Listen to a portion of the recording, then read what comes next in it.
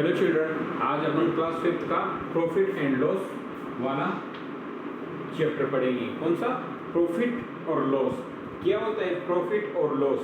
Profit होता है अगर अपन ने, जैसे हम लोगों ने अगर मान लो ये एक कोक है, ठीक है ना, ये आपकी जो शटल कोक है, अगर मैं इसको खरीदता हूँ, किसी प्राइस में खरीदूंगा और फिर मैं इसको किसी और को बेच देता हूँ, ठीक है ना। जैसे मैंने ये कोक 40 रुपीज़ में खरीदी, कितनी रुपीज़ में? 40 रुपीज़ में। ये मैंने 40 रुपीज़ में एक कोक खरीदी, अब मैंने इसको बेच दिया कितने रुपए में? 50 रुपीज़ में। मैंने इसको 50 रुपीज़ में किसी को बेच दिया।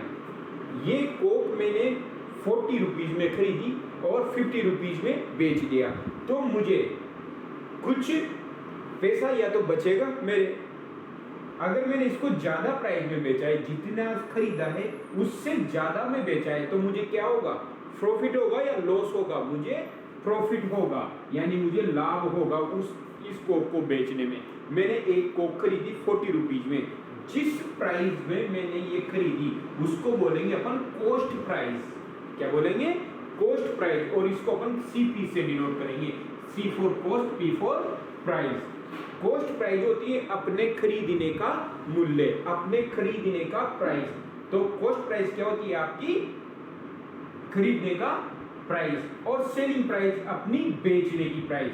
अगर कोई भी प्रोडक्ट आपने जिस प्राइस में खरीदा है उससे ज्यादा में बेचा है, तो आपका क्या होगा? प्रॉफिट। यानी आपने 50 में बेचा है और 40 में खरीदा है, तो इसका मतलब आपको 10 रुपीज का क्या हो गया? प्रॉफिट। क्या हो गया? प्रॉफिट। अगर मैंने ये कोक 60 रुपीज में खरीदी, कितने में? 60 रुपीज में। जैसे मैं आपको बताता हूं, मैंने ये डेटोल हैंड वॉश है, ठीक है ना, मैंने ये 60 रुपीज में खरीदा, ओके। अब मैंने इसको 50 रुपीज में बेच दिया। कितने रुपीज में? 50 रुपीज में। मैंने इसको 60 रुपीज में तो मैंने खरीदा था, लेकिन ये बहुत दिनों तक मेरे पास पड़ा रहा। अब मुझे इसको 50 रुपीज में मैंने इसको बेच दिया। यानी इसका मतलब क्या हुआ? मेरे खरीदने की प्राइस यानी कॉस्ट प्राइस वो बेचने की प्राइस से ज्यादा थी, तो क्या होगा? आपका लॉस होगा। कितने रुपए का लॉस होगा? आपने ज्यादा में खरीदा है और कम में बेचा है, तो निश्चित ही आपका क्या होगा? लॉस, हानि। तो आपका कितने रुपए का लॉस होगा? आपने 60 में तो खरीदी और 50 में बेच दिया, तो आपको 10 रुपीज का लॉस होगा। तो ये होता है बेटा आपका प्रॉफिट और लॉस। जिस प्राइस में आप खरीदते हो उसको बोलते हैं कॉस्ट प्राइस, सीपी। जिस प्राइस में आप बेचते हो वो होता है आपका सेलिंग प्राइस। सेलिंग, बेचना। सेलिंग प्राइस एसपी से डिनोट करते हैं उसको। तो अगर आपका कोई चीज, अगर आप जिस प्राइस में खरीदते हो और उससे ज्यादा में बेचते हो, तो आपके प्रॉफिट होगा।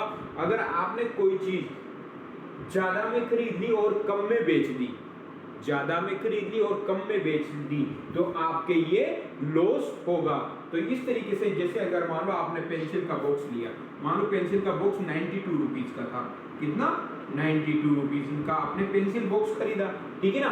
अब आपने उसको 90 रुपीज में बेचना पड़ा। कितने रुपीज में? 90 रुपीज में। ज्यादा में खरीदा, कम में बेचा, तो आपके क्या होगा? लॉस। कितने रुपए का लॉस हुआ? 92 माइनस 90 इक्वल टू 2 रुपीज का क्या होगा? आपका लॉस। तो इस तरीके से आप प्रॉफिट और लॉस वाली एक्सरसाइज करें। आगे देखिए आप, अगर मैंने एक बैग, मान लो मैंने एक बैग खरीदा है, तो उसकी कॉस्ट प्राइस हो गई आपकी 635। मैंने एक बैग 635 रुपीज में खरीदा है, या फिर पूरा बैग का बॉक्स है, ये मैंने 635 रुपीज में खरीदा है। अब मैंने ये जो बैग खरीदा है, ये इसका ट्रांसपोर्ट या किसी और इसका अपने ऊपर खर्च है, उसको बोलेंगे अपन ओवरहेड।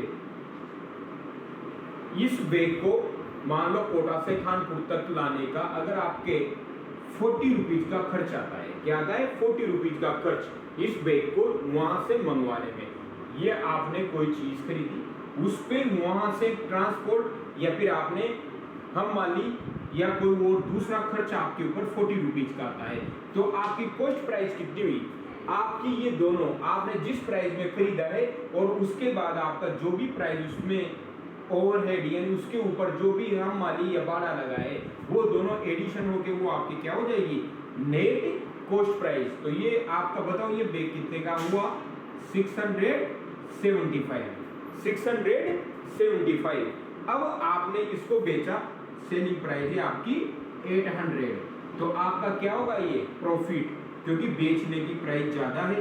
तो प्रॉफिट में क्या करेंगे अपन, सेलिंग प्राइस में से आपकी जो नेट कॉस्ट प्राइस है वो माइनस कर देंगे, तो आपका क्या आ गया 125 का प्रॉफिट। ओके, तो जब भी आपका ओवरहेड क्या होता है, आपके ऊपर कोई दूसरा खर्च, जैसे गाड़ी का खर्च हो गया, कोई अगर आपने हम माली लिए तो उसका खर्च हो गया, ट्रांसपोर्ट का खर्चा हो गया, ये से कोई भी दूसरा खर्च होता है जो आप चीज खरीदते हो वहां से यहाँ तक लाने का, तो ये दोनों आपके एडिशन हो जाएगा, वो आपकी नेट कॉस्ट प्राइस होगी। ओके, तो इसी के आधार पर आप ये वाली एक्सरसाइज कर सकते हैं। Okay, have a good day.